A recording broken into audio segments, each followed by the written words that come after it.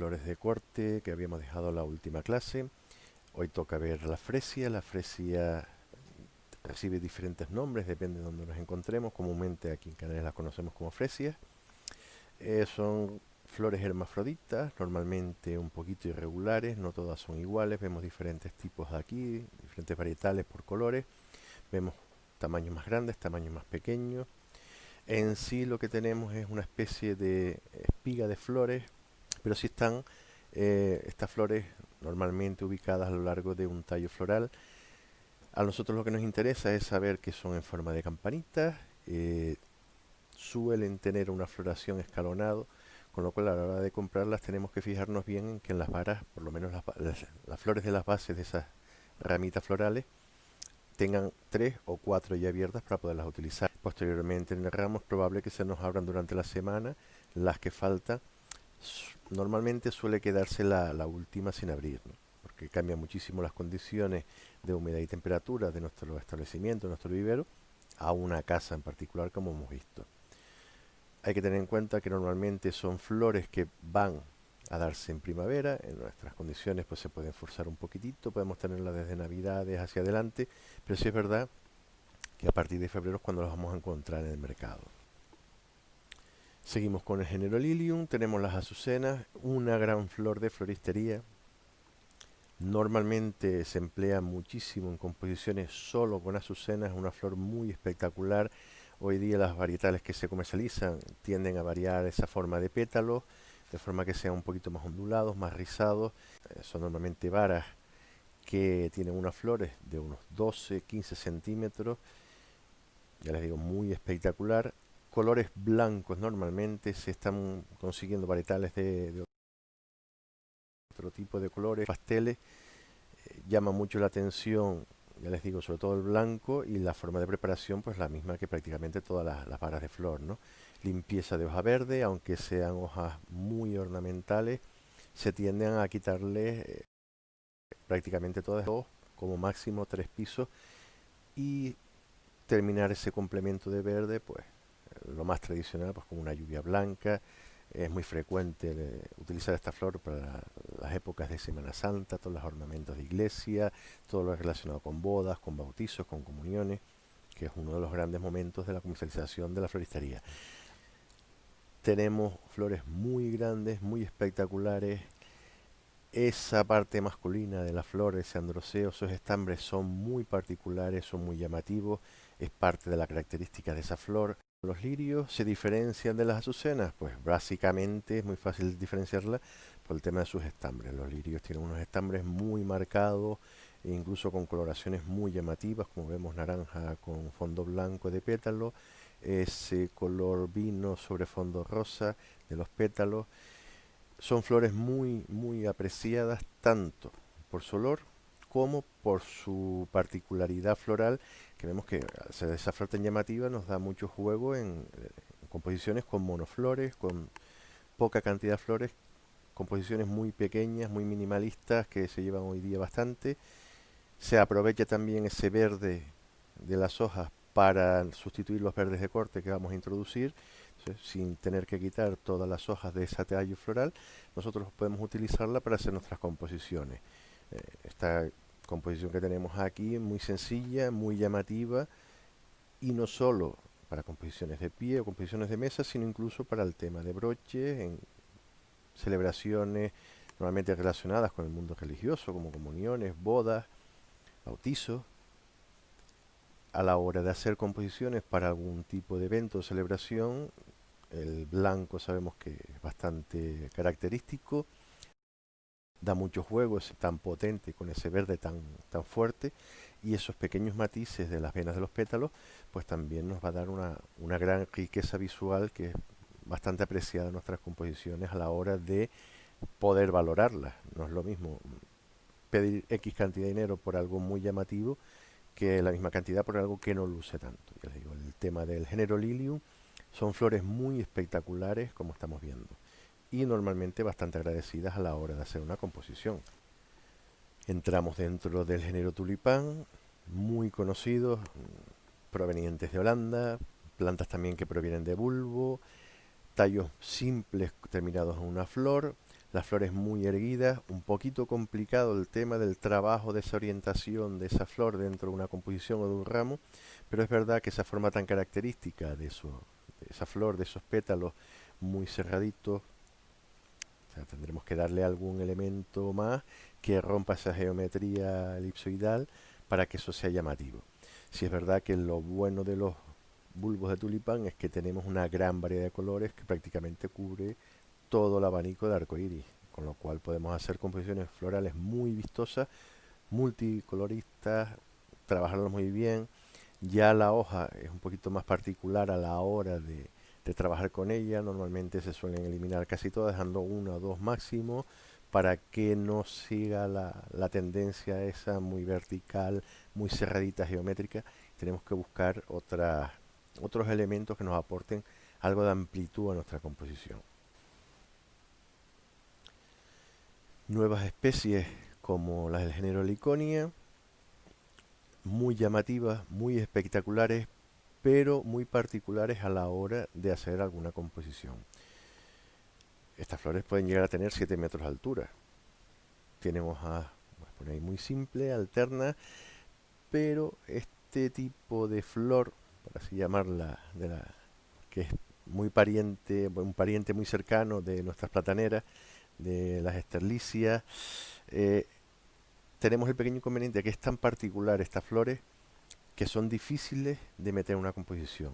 En sí, al utilizar esta flor, nos va a marcar tanto nuestra composición o nuestro ramo que al final todo gira en torno a ella. El introducir, salvo que sea una gran composición de 2 3 metros de altura, con una amplitud suficiente para incluir varias unidades y que pase un poquito más desapercibida, que aporte algo al conjunto, es complicado. Esta, aparte del precio, que suelen ser bastante saladas, hacer una flor bastante rara de comercializar y de conseguir, bueno, tenemos que manejarlas con cuidado. También es verdad que la misma Freya nos dice que esto es una planta tropical.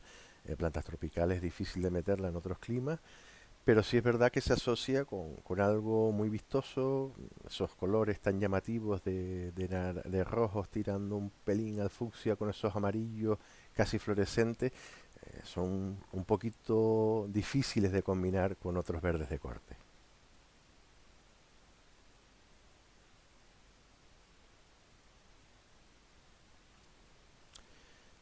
Seguimos con la familia de las musáceas, nuestra conocida la asterlicia. Bueno, la asterlicia no es, aunque la pongan como la flor de Canarias, la flor representativa no es canaria. Esto viene de Sudáfrica. ¿Qué pasa? Que es una flor tan llamativa que se le llama el ave del paraíso y pues como se da también aquí en nuestro clima, pues se ha adoptado como la flor de Canarias de cara al turismo, ¿no?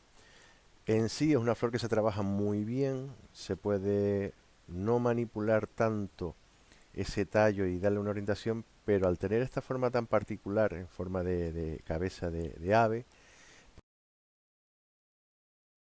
pues podemos orientar las alturas, tenemos composiciones muy llamativas, al ser tan particular con esas aristas de los pétalos, los sépalos, todas esas piezas florales que terminan siempre en punta, pues queda bastante juego, ¿no? Si nosotros cerramos un poquito los ojos, entonces se asimila un poquito a una estrella con sus puntas apuntando para afuera que se difumina, ¿no? Es muy agradecida, pero complicada de trabajar bien. ¿Por qué es complicada?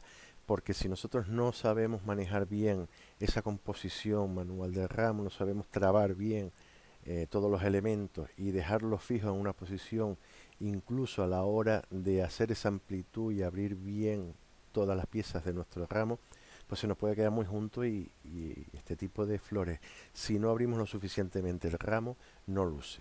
Si no jugamos bien las alturas, queda como algo muy falso, ¿no? Muy pegadito. Esto que vemos en la foto, pues evidentemente eh, peca un pelín de que está demasiado apelotonado. En- Entramos en la familia de las orquidáceas. Hay diferentes géneros de orquídeas. Esta, por ejemplo, la catleya, que tiene una flor bastante pequeñita, tal como nosotros solemos conocer las orquídeas, con varas, multitud, bueno, eso es otro tipo, otro género de orquídeas. A todas se les llama orquídeas. Bueno, nosotros vamos a empezar a diferenciarlas por género. El género Catleya son plantas un poquito más pequeñitas, son las más pequeñitas. Sí, muy llamativa. ¿Se emplea como flor cortada? Normalmente no, como flor individual dentro del recipiente y para la creación de broches, algún tipo de complemento diferente a un ramo o una composición. Normalmente su venta está casi exclusivamente dentro de macetitas para planta de interior. Lo que nosotros conocemos como orquídeas también, el género Cymbidium o Cymbidio. Ya vemos que hay aquí un raquifloral. Este raquifloral, del cual salen multitud de flores, se van abriendo la base hasta el ápice de arriba. Normalmente tenemos un tiempo de floración de 2 meses y medio, 10 semanas les ponen. Parecen que están hechas que son flores artificiales. De hecho, hay muchísimas flores artificiales ahora mismo en el mercado que se asemejan a los Cymbidium o intentan imitar a los Cymbidium, y suele ser a veces un poquito complicado diferenciar una flor artificial de la natural porque se parece mucho la textura de la natural. Ventajas para la composición floral. Bueno, eh, es complicado trabajar con ella. Es complicado porque teniendo las características que tiene esta planta más orientada hacia la planta de interior, tiene últimamente tanto éxito porque claro, encarece demasiado el producto final. Hay otras alternativas para las orquídeas, pero sí es verdad que hay clientes o hay clientela que prefiere composiciones a base de este tipo de orquídeas, de la familia Orchidaceae, y bueno, pues si el cliente lo pide, hay que hacerlo. Las conocidas, la Phalaenopsis, aquí ese raquis floral, ese palito del cual salen todas las flores, que ya se va torciendo hacia un lado y hacia el otro, donde sale ese. Cosas particulares, todo el género Phalaenopsis, Cattleya, sí, toda la familia Orchidaceae son plantas epífitas. Son plantas que esa maceta necesita unos cuidados más particulares que una planta interior normal. Normalmente los sustratos tienen que ser sustratos muy aireables, donde las raíces puedan coger bastante oxígeno, nunca es demasiado. Permite una nutrición bastante particular que veremos más adelante.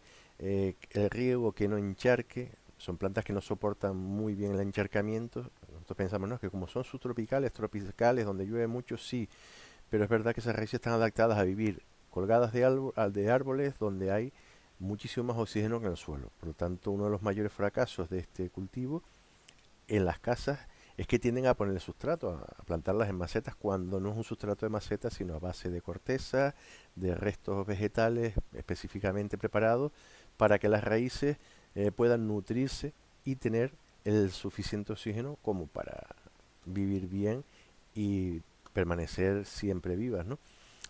Cuidado porque al ser subtropicales ya nos da una idea de que la humedad ambiental que necesitan es bastante alta, cosa que en una casa no se puede conseguir frecuentemente. La última flor espectacular que ha llegado a Canarias hace ya bastantes años de esto, es verdad. Pero bueno, tenemos las próteas, la gran familia de las próteas. Hay diferentes grupos de próteas. Ahora mismo estamos un poquito en la caída de ese boom. No es tan común utilizarlas, primero porque es una flor que su simple presencia nos encarece bastante por el precio que tiene de producción, pero es verdad que son muy llamativas, muy grandes. Estamos casi como en el caso de girasol, poner una prótea, a no ser que las nuevas variedades de cabezas más pequeñas que nos permitan más huevos, las próteas llaman mucho la atención, cantan en esa composición tanto que muchas veces la composición gira en torno a la prótea como elemento principal. No es muy de mi gusto particular el uso de la prótea. Prefiero la prótea en jardinería más que en floristería, pero sí es verdad que nos da mucho juego en nuestro campo de floristería. ¿Por qué? Porque esta flor, una vez terminada la vida útil del ramo, se puede secar y puede servir para hacer otro tipo de ornamentos, cosa que económicamente pues no nos interesa desde el punto de venta de ramos y composiciones. Pero bueno, desde el punto de vista del consumidor sí es una flor bastante interesante porque admite bastante bien el secado y es una planta que nos va a dar muchísimo juego durante mucho tiempo una vez adquirida. Una de las mayores plantas que nosotros consumimos en floristería es la siempre viva.